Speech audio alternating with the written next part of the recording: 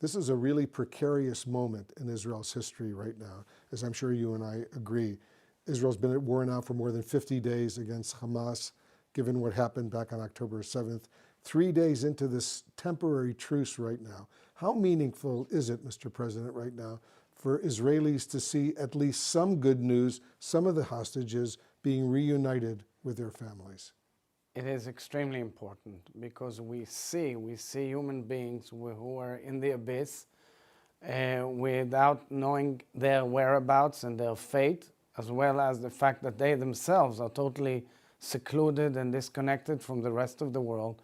The fact that you see young girls, a young boy, or grandmothers walking through and going to Israeli hospitals and coming back and meeting their families is a huge emotional storm, and something that gives us happiness, but of course happiness with a lot of sorrow in it, because there are at least 200 hostages still held out there in Hamas, under Hamas duress, somewhere in bunkers somewhere, without knowing how they live and what their whereabouts.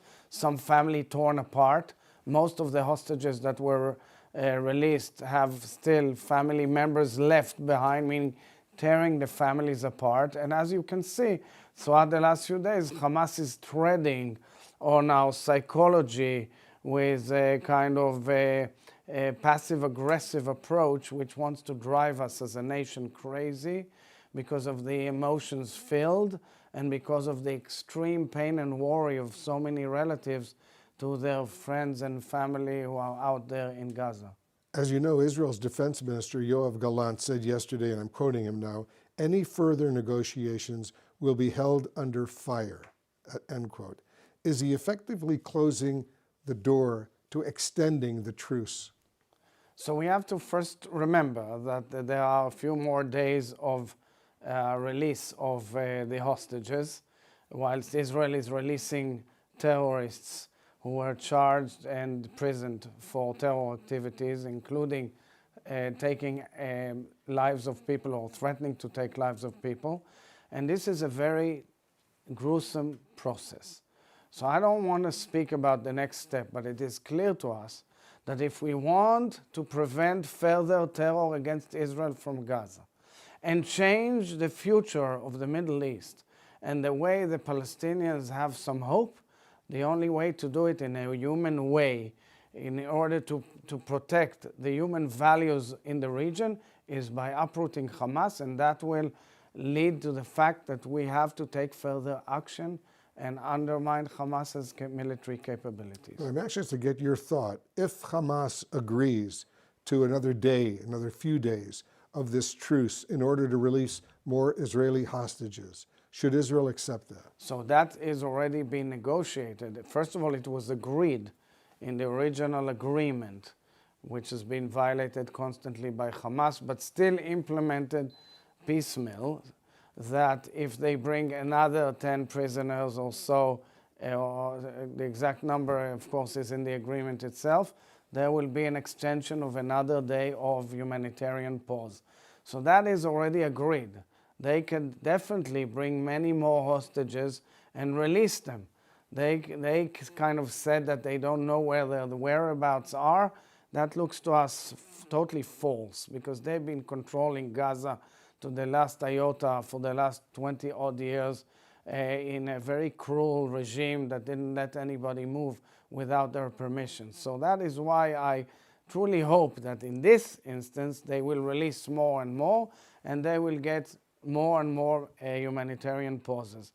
As to what happens afterwards, it is clear that we intend to complete the task, meaning undermine the military capabilities of Hamas as an entity and enable a different future for those who live near the border, for Israelis and Palestinians, for the ability to undermine this empire of evil which operates from Tehran and, of course, impacts the entire region. So I just want to be precise, Mr. President. In order to get more Israeli hostages released, do you think Israel should agree to extend the truce?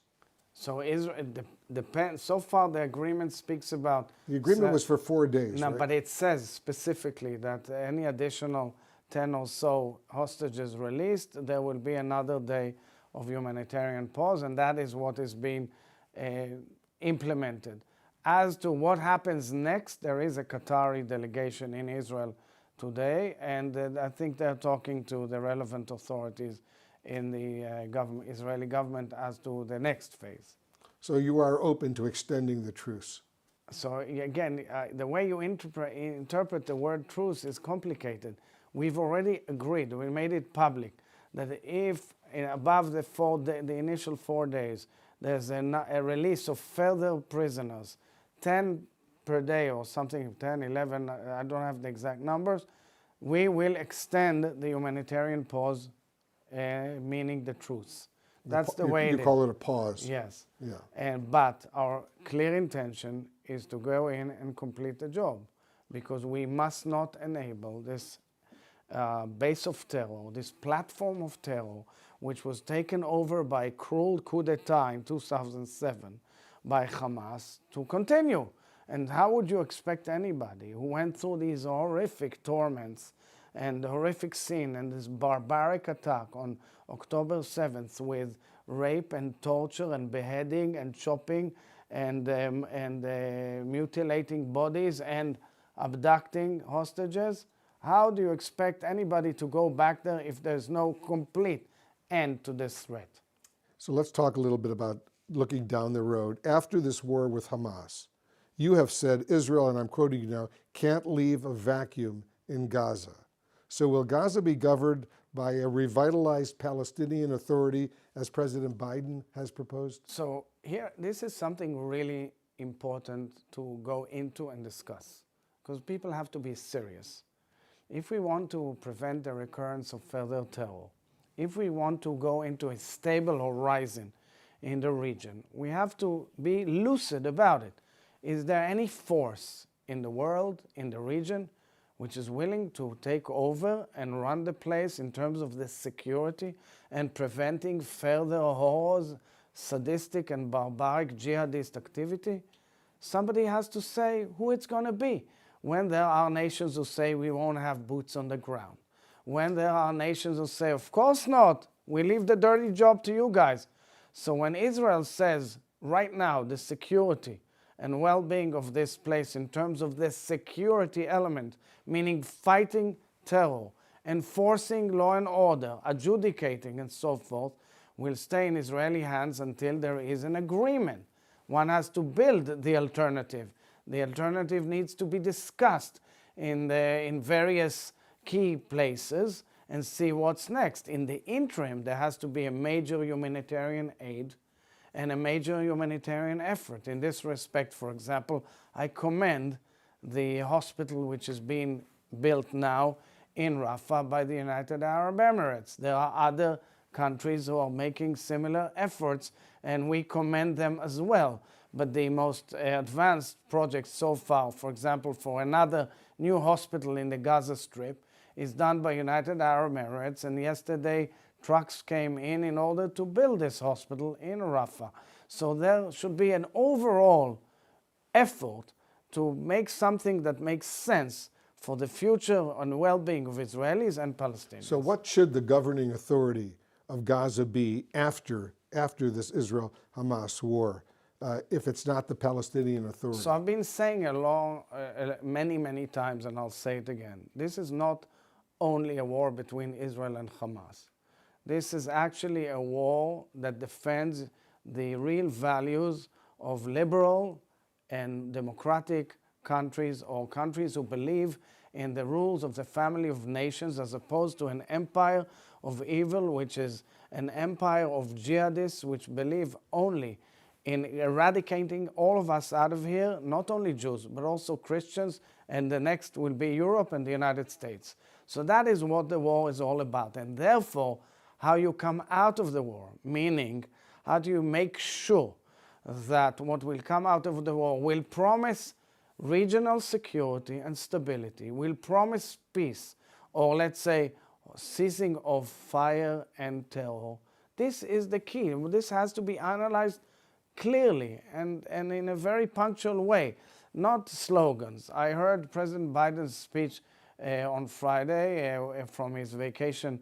And I truly welcome these words. I mean, these were important words as he spoke about the fact that there is an empire of evil which wants to undermine all the peace processes in the region. It is clear that what Hamas did under the instructions of Iran is to undermine the ability of further peace agreements following the Abraham Accords, also peace agreement with Saudi Arabia, and offering a huge connection between Europe all the way down to Australia.